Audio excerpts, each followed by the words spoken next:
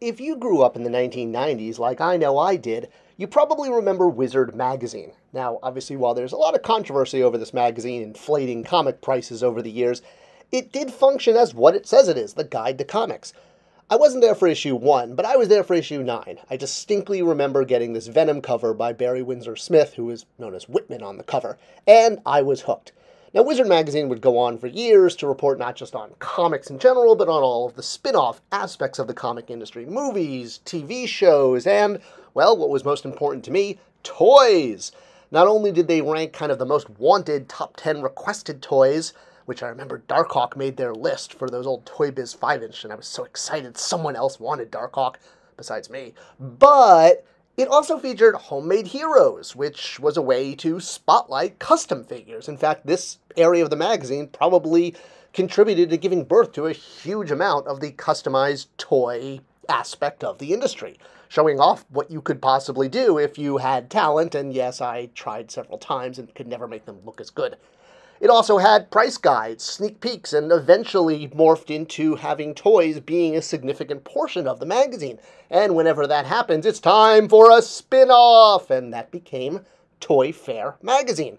Now this one, I was there for issue 1. I remember distinctly getting it my freshman year of college at UC Santa Barbara at State and A Comics.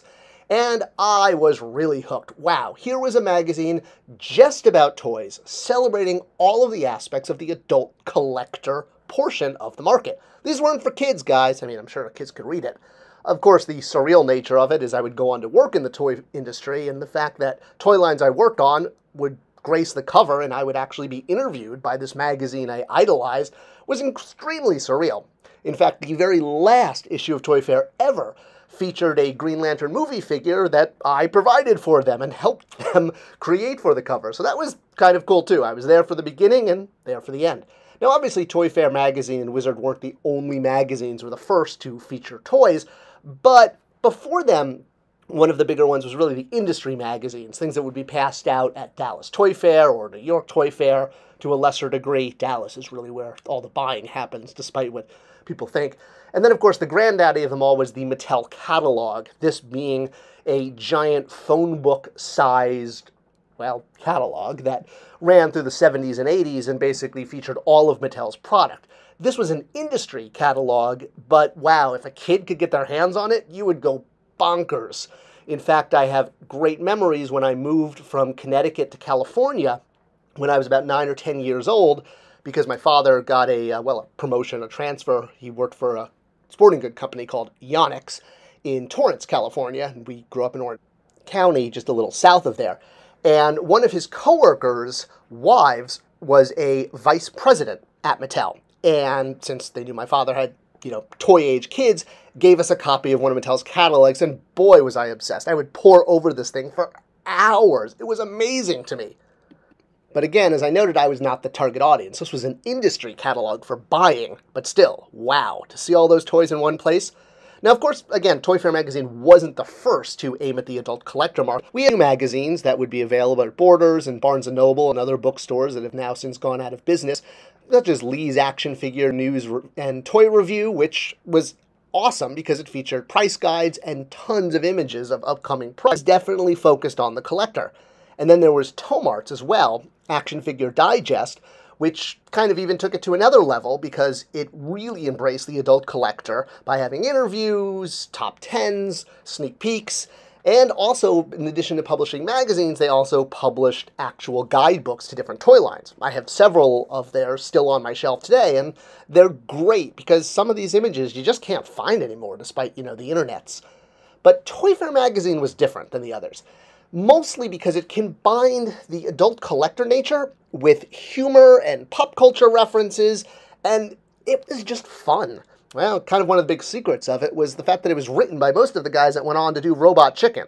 In fact, Matt Senrich, who's the co-creator of Robot Chicken with Seth Green, got his start writing for Toy Fair magazine, and basically the Twisted Toy Fair Theater became Robot Chicken. But when you're looking at magazines in general, we know that they are, well, they're not as dominant as they used to be. Yeah, you get them on planes and on vacation these days, but with screens able to access anything you need and in the palm of your hands, magazines have definitely taken a sidestep in society. Do you remember that movie that came out years ago, Artificial Intelligence? No. No. No. No. No. No. No. No. No. No. Yes. I mean, no. No. Okay, well, whether you remember it or not, there was a character called Dr. Know-It-All, voiced by the late Robin Williams, and it was sort of like a precursor of Google. It was an information depository that was more or less a one-stop shop for whatever you needed and helped the heroes on their way.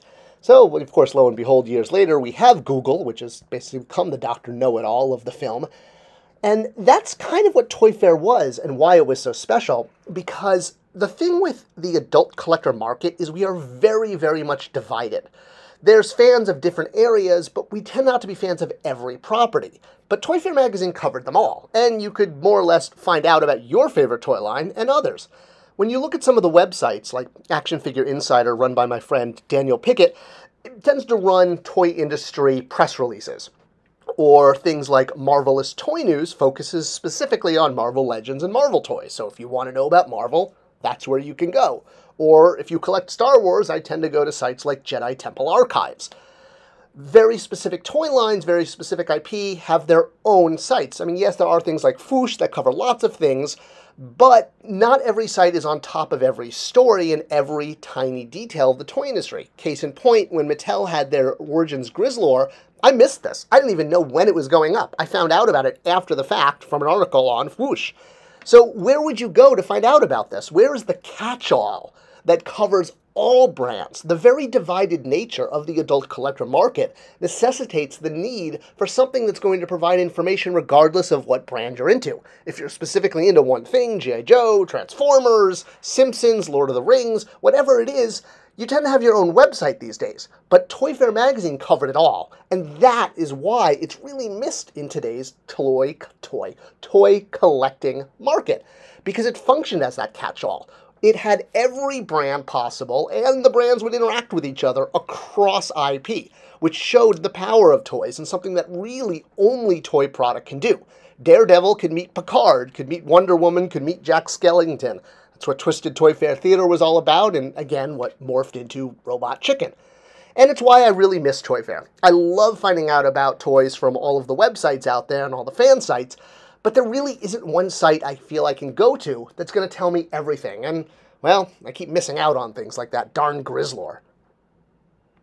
I hope you enjoyed this video, and it was a little bit of a look back at Toy Fair magazine and the importance it played, that the internet doesn't necessarily, well, catch up with. Let me know your thoughts. Were you a fan of Toy Fair magazine? Do you miss it? Do you have no idea what I'm talking about and are wowed by this video even being on YouTube? Let me know in the comments below. Thanks for watching, and I'll see you next time.